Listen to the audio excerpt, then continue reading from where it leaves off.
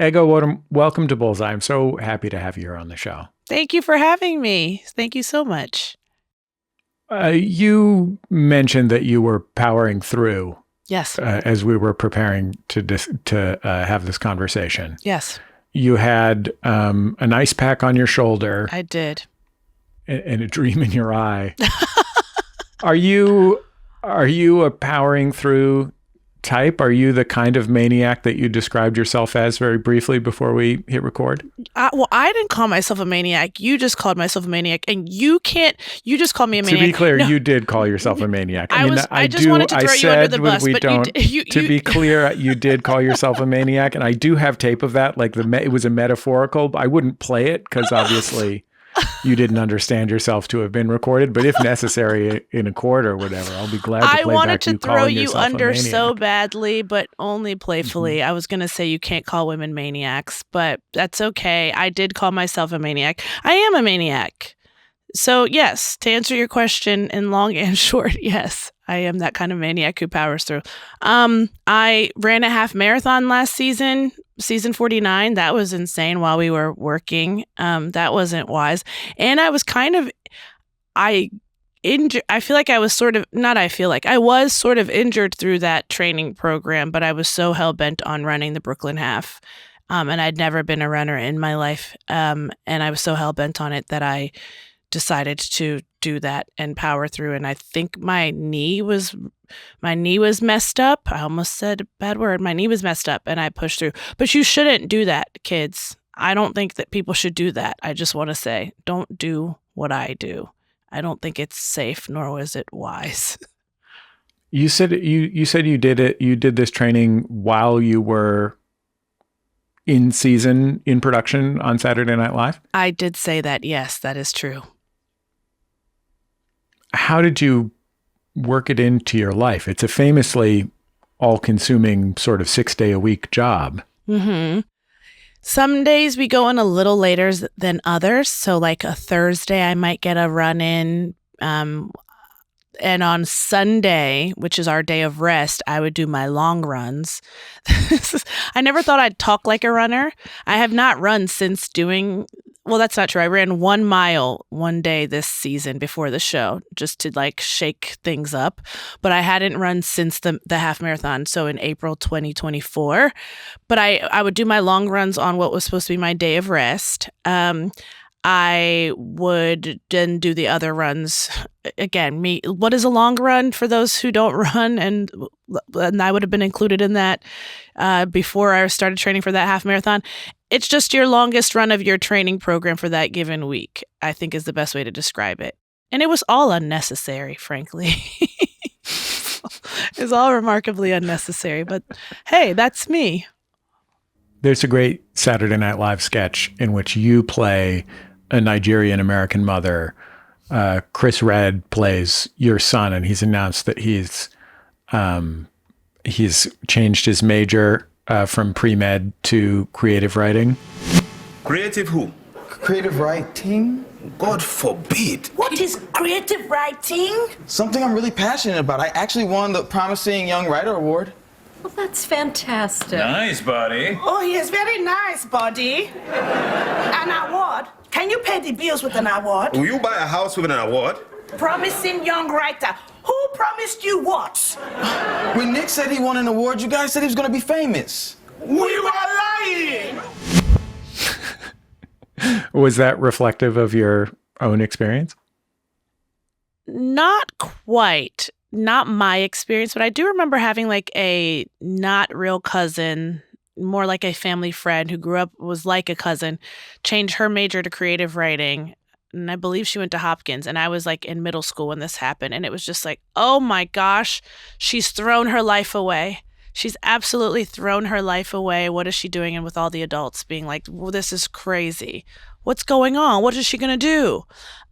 So not my experience directly. My mom was actually very supportive. So, but I do know this was saying I wanted to be an actor was a wild thing to tell her, and something it took her some time to wrap her head around, but was always, honestly, the truth is always supportive. So it was a bit of like an exaggerated quite exaggerated version of my experience with my mom, but I do know just the energy of that sketch is an experience I had witnessed, and I know some of my friends and family members had experienced with their own parents.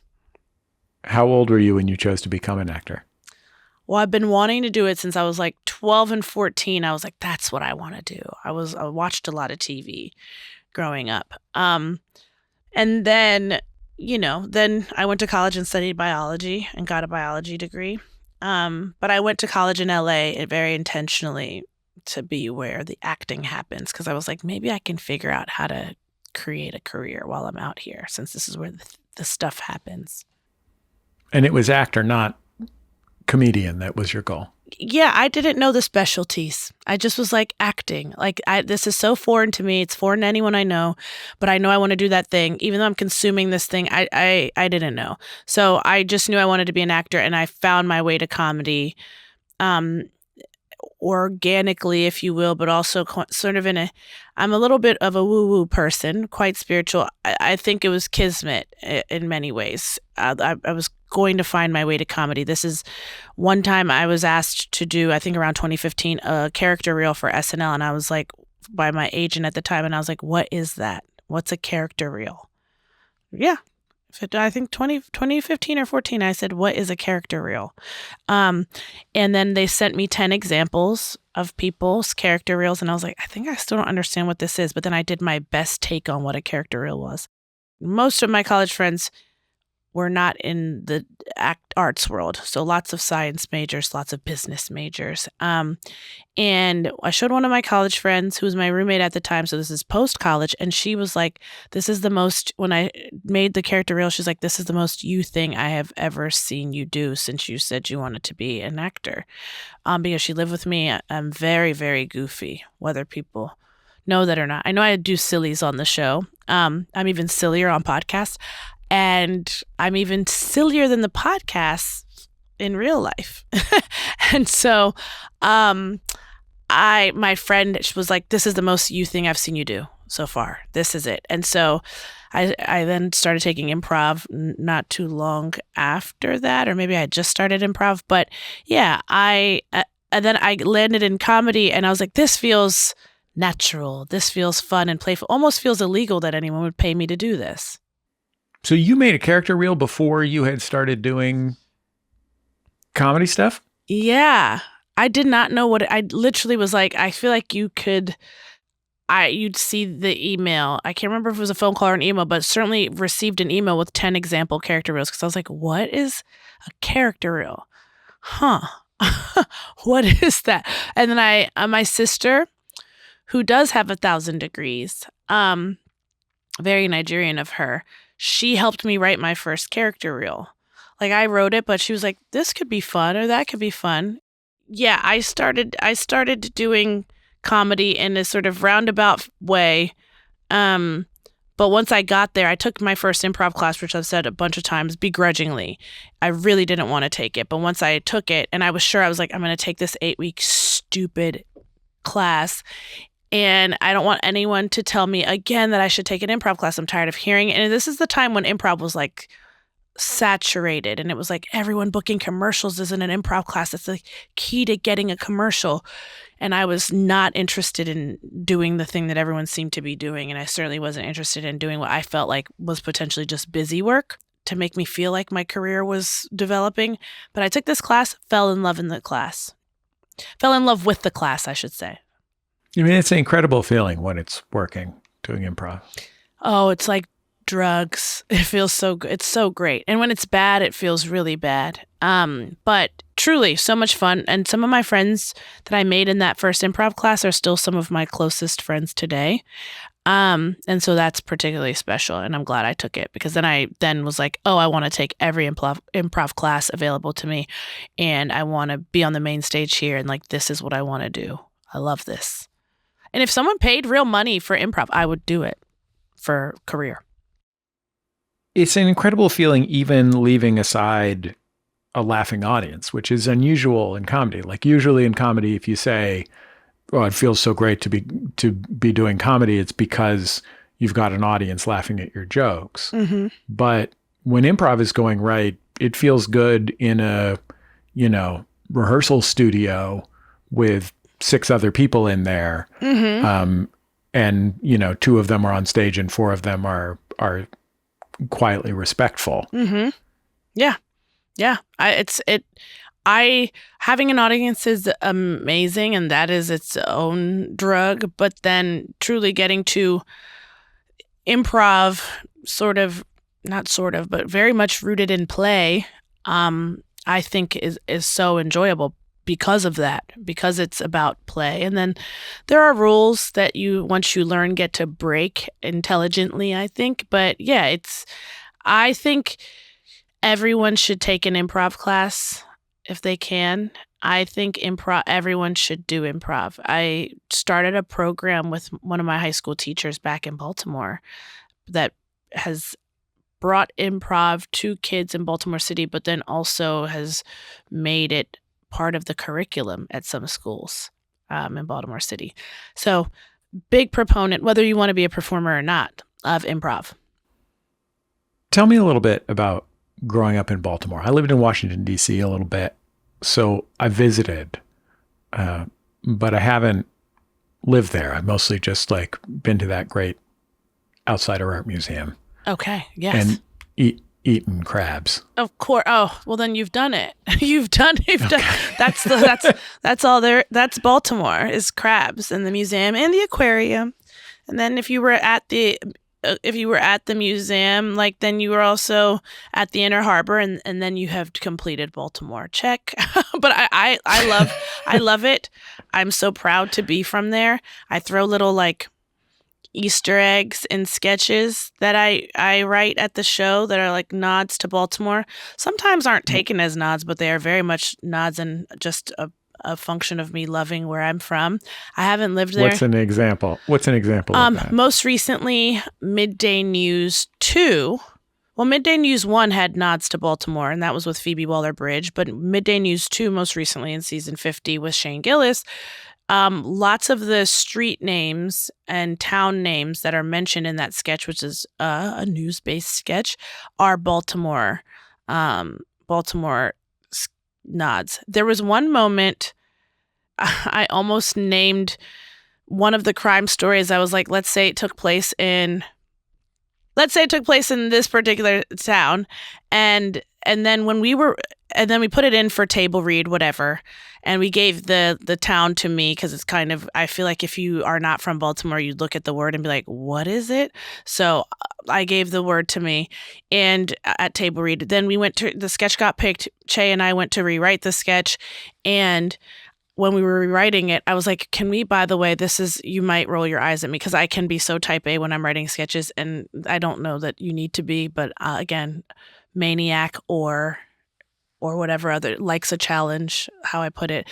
I do care about the details. I said to him, I go, hey, we need to change the name of this town because it's predominantly Black, and so we're going to change the name because based on what we're saying here, I feel like only Baltimore people know, but yes. In part because the sketch is about a panel of 4 morning news anchors on a morning or a midday news show, and 2 of them are Black, 2 are white, and they're essentially keeping track of the races of the criminals. And yes, we got a sort of quiet scoreboard going on yes. of the races of the criminals in the news broadcast. Yes, playing a different kind of ball. Yes, correct. That's the sketch. So, well, little nuggets for the people who know, and otherwise you're just hearing street names and town names in that sketch. But yeah, that's some nods to Baltimore. But loved it. I went to public school my whole life. Loved that for me. Did you ever have those compound vowels like the guy that played Prop Joe on The Wire? Did we? I remember Prop Joe. My friend does an impression of him, really good impression of Prop Joe. But not even a Baltimore. That actor friend. was a Baltimorean, yes. right? I mean, I think he was originally from Baltimore. There and were taught acting in Baltimore. Yes, I didn't get to take one of his acting classes, but God rest his soul, and that is very cool. Also, Snoop from The Wire is actually from Baltimore, and when you watch The Wire, if you're from Baltimore, you can tell who's from Baltimore and who's not from Baltimore, because other people are doing sort of a vaguely New York accent, if anything. I can't imagine an actor who's not from Baltimore being really good at a Baltimore accent. The time I have seen it, though, because it's so specific, and and you know it when you hear it, and you know when you're hearing a fraud. But you know who was good at it? I still stand by what I said, and this is to speak to how rare of a talent this person is. Kate McKinnon in the first Thirsty Cops, which is my first sketch ever at SNL, okay? Yeah. My first sketch ever, my third week of SNL, I wrote that sketch. It's a sketch I performed in LA at CBS Diversity Showcase. I rewrote it for SNL to be for me and Leslie Jones. Kate McKinnon comes in at the end of that sketch as a cop. Paula, you nasty girl. I'm gonna have to go ahead and call this in. Excuse me, car 51, a dispatch subject is recklessly hot. Little sweetie bad boy, puppy dog, but bites. He will hurt me, but you can't break what's already broken. Over. Kate came in that sketch and, just being the brilliant performer she is, did a Baltimore accent. And I said, I did not tell her to do that. I didn't ask her to do it. Would have been fine if she didn't. But I was like, damn, you really killed that. Growing up in a city as black as Baltimore, and Baltimore is a very African American city. Where was your identity in the connection between African American and American descendant of African immigrants? I want to just pause real fast to say, when you said growing up in a city as black and I was like, well, any city I'd grow up and I'd be black. I was like, I wanted to be like, Jesse. Okay, anyway, just had to pause to say the whole time. I was like, what? It would have been in Phoenix, I would have been black. Okay. You're like, Jesse, I know you're white, but I got to explain how it works, how the melanin works. Listen, when I walk down the street, I am a proud, so first of all, let's start over. I am a proud Nigerian American, first generation child of a single wonderful mother. I am also a black woman, right? Black being the race. When I walk down the street, no one goes, that Nigerian girl, unless they happen to recognize me from the show and are so enthralled by how Nigerian I am. But a stranger who's walking down the street and we're crossing paths is either not going to think about me at all, but when they see me, they might go, I just walked past a black woman. So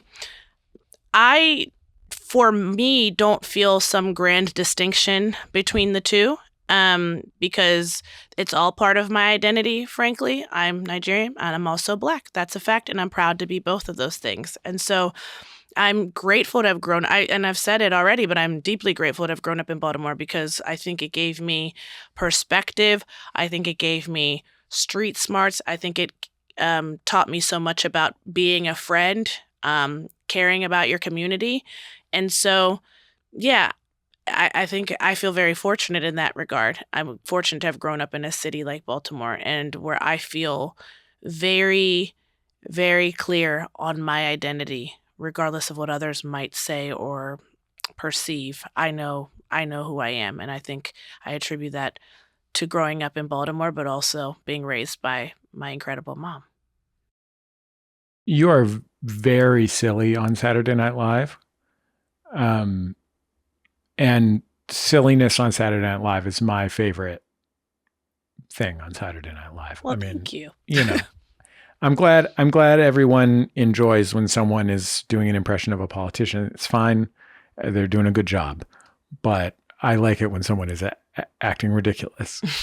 And you are really unafraid to go to 10 in that mode. There is a recurring character that you play named Lisa from Temecula, mm-hmm. which is a sketch essentially based on, this character does have characteristics, but the real genesis, the nut of the character, the heart of the game of this particular character is woman aggressively cutting steak. Because it's extra well done. Like, you can say this is like a woman that doesn't observe social conventions or like says what's on her mind or something like that. But mostly what's happening in this 3-4 minute sketch is you're knocking a table around and peas flying off your plate. Yeah, I think you understand Lisa from Temecula.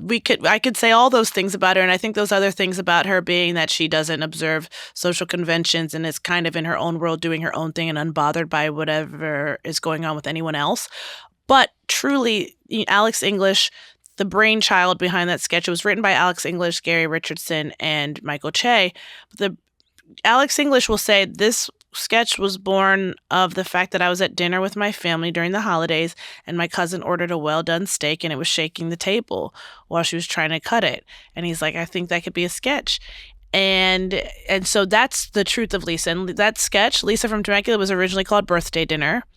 And Lauren asked us on Friday night before it went up to find a more memorable name for the character. And in the sketch, her name was Lisa.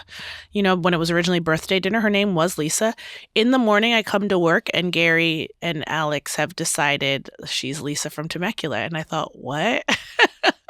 And I lived in Southern California. I lived in LA for 12 years. So I know Temecula. And I was like, of all, Temecula, how specific, but specificity like that does tend to be funny. And that's how Lisa from Temecula was born. So then we try to go, how else can she disrupt people when she's eating food? Where else can she take this disruptive behavior? Maybe next we see her in court, what does she look like in the courtroom?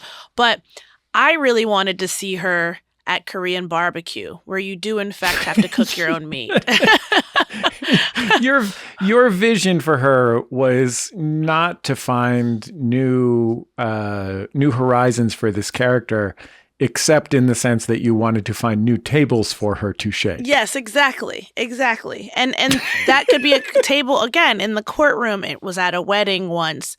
Again, really would have loved to see her at Korean barbecue. And what does that actually look like? She's starting a fire because her meat's not done, but she's still trying to keep up regular conversation while there's people are catching on fire. But how do we make that sketch happen? It's maybe got to be in a movie. Yeah, but anyway. I say this with just the absolute greatest admiration, and I hope that you'll take it in that spirit. It is one of the dumbest things I've ever seen on television. I'm honored. Thank you. Correct. Thank you. That is the highest praise and the greatest honor to have that character be called, or that sketch be called one of the dumbest things you've ever seen on television. Thank you. Yeah, it's meant to be. It's meant to be silly, stupid. But we also all recognize it and go, yeah. I used to order my steaks well done and get made fun of, and I stopped. But I go, we always are people who do order their steaks well done are getting made fun of, and I don't think it's right. No, I'm kidding. That was a little hat tip for the people who get upset about things that aren't necessary to get upset about. But anyway, some people like their steaks well done, like I once did, and we get made fun of, and I'm like, yeah, I guess if you're cutting a steak that's extra, extra well done.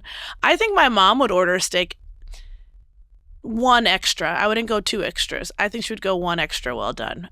Yeah, how disruptive that is and how ridiculous that is, and how at that point you are in fact eating a hockey puck. When I was doing that sketch and the steak fell off the table, that was not planned. I couldn't cut through it.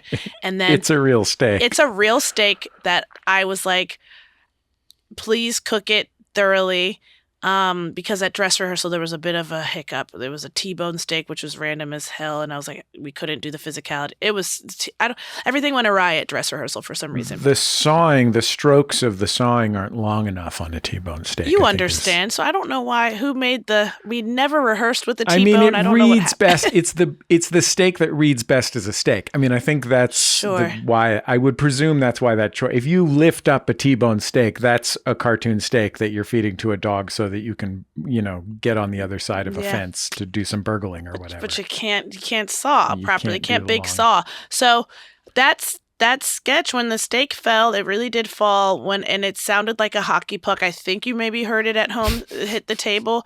My God, I couldn't cut through it. But then I knew a line I knew a line was coming up where I had to say it tastes so good, but I haven't tasted it yet. So then I was like, this is what's fun about it. So that sketch was not improvised. Another high honor is when people ask me if we were improvising in it, and I go, no, none of that was improvised. Besides some of the physicality of like the steak falling. I couldn't have planned for that. And then me having to suck on it. Yeah.